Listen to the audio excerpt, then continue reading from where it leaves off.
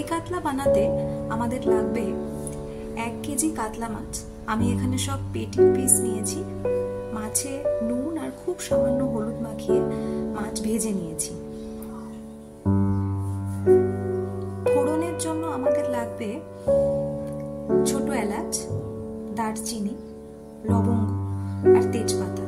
আমি এখানে 4-5টা লবঙ্গ, 4টে মতো ছোট এলাচ, 2টো দারচিনির এরকম ছোট সাইজের টুকরো আর 3 থেকে 4টে তেজপাতা নিয়েছি। এছাড়া আমাদের লাগবে 2টো কাঁচা লঙ্কা। বানাতে আমাদের যে মশলাগুলি লাগবে তার মধ্যে রয়েছে আদা কাঁচা লঙ্কা বাটা, 1 ইঞ্চি মাপের একটি আদার টুকরো আর তার সাথে একটা কাঁচা লঙ্কা দিয়ে আমি এই পেস্টটা বানিয়ে নিয়েছি। এখানে আছে পেঁয়াজ বাটা, 3টে মাঝারি মাপের পেঁয়াজ আমি কেটে পেস্ট বানিয়ে নিয়েছি। আর আছে টক দই, প্রায় 3.5 টেবিল চামচ মতো টক দই আমি ভালো করে ফেটিয়ে নিয়েছি। অন্যান্য মশলাগুলো আমাদের এই রান্নায় লাগছে তা হলো প্রায় 1 টেবিল চামচ মাপের ধনে গুঁড়ো, 1 টেবিল চামচ মাপের জিরে গুঁড়ো, খুব সামান্য মানে হাফ চা চামচেরও কম গরম মশলা গুঁড়ো, 1 টেবিল চামচ মাপের ঘি। এখানে একটা ছোট পেঁয়াজ আমরা কুচি করে ভালো করে বাদামি করে ভেজে নিয়েছি, মানে বেরেস্তা বানিয়ে নিয়েছি, সেটা আমরা রান্নার শেষে দেব।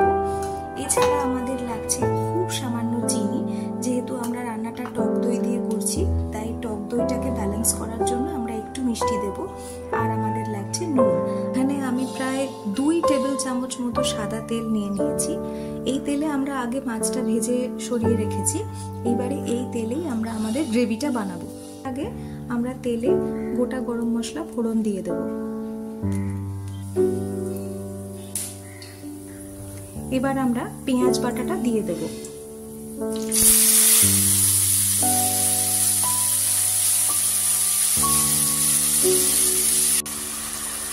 আমাদের পেঁয়াজটা হালকা ভাজা হয়ে গেছে। এবারে আমরা আদা আর কাঁচা লঙ্কা বাটাটা এর মধ্যে দিয়ে দেব।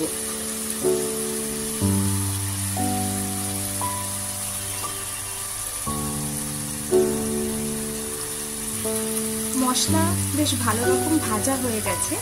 এইবারে আমরা ধনে গুঁড়ো আর জিরে গুঁড়োটা এর মধ্যে দিয়ে দেব।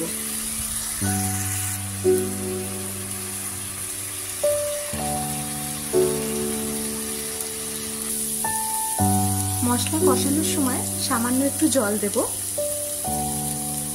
এতে করে শুকনো মশলাগুলো পুড়ে যাবে না। এইবারে আমরা স্বাদ মতো একটু নুন দেব।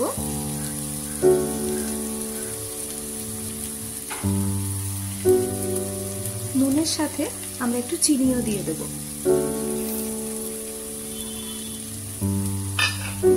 নুন চিনি দেওয়ার পর আমরা মশলাটা ভালো করে কষিয়ে নিয়েছি। এই রকম কালার হবে মশলার, একটা বাদামি রং আসবে। আর এর সাথে মশলা ভাজার যে একটা সুন্দর গন্ধ যেটা আমি এখন পাচ্ছি, আপনারা সেটাও পেতে শুরু করবে। এইবার আগে থেকে ফেটিয়ে রাখা টক দইটা আমরা দিয়ে দেব। টক দই দেওয়ার সময় গ্যাসের আঁচটা একদম লো ফ্লেমে রাখতে হবে, না হলে কিন্তু টক দইটা দানা দানা হয়ে যাবে।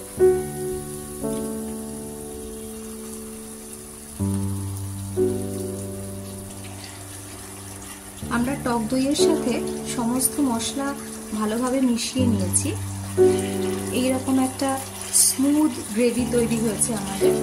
এইবারে যতক্ষণ না দই থেকে পুরো তেলটা ছেড়ে বেরিয়ে আসছে ততক্ষণ পর্যন্ত আমাদের একটু গ্রেভিটা কষাতে হবে। আপনারা দেখতে পাচ্ছেন আমাদের গ্রেভি খুব সুন্দরভাবে কষানো হয়ে গেছে, একদম মশলার গা দিয়ে তেল ছেড়ে বেরিয়ে এসেছে। রান্নাটায় খুব একটা বেশি ঝোল ভাব থাকে না, মানে একটু গা মাখা মাখা ভাবই হয়।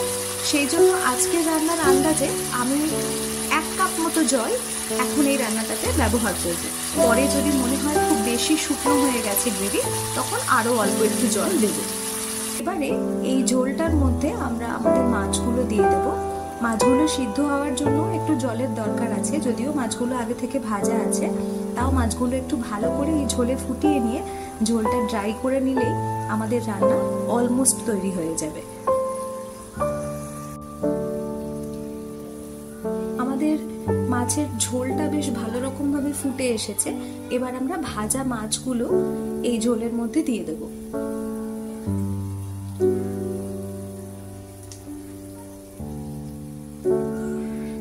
এবার একটু লো ফ্লেমে যতক্ষণ না মাছটা ভালো করে সিদ্ধ হচ্ছে ততক্ষণ পর্যন্ত আমাদের এটা রান্না করতে হবে।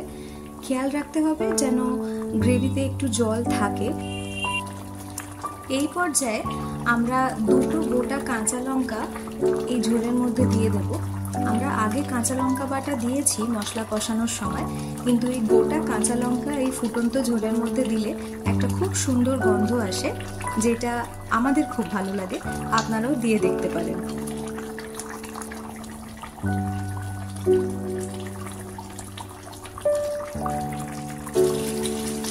আমাদের মাছ ভালোভাবে সেদ্ধ হয়ে গেছে আর গ্রেভিটাও অনেকটা শুকিয়ে গেছে।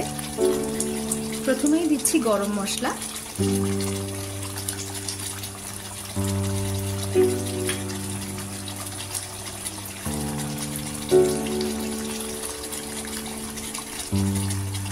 ঘি,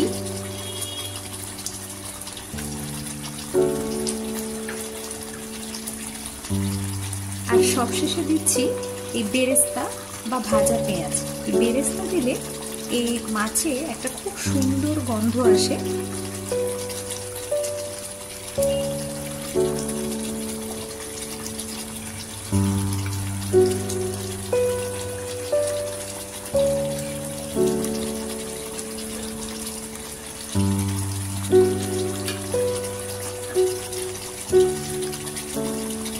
আমাদের দই কাতলা একদম রেডি।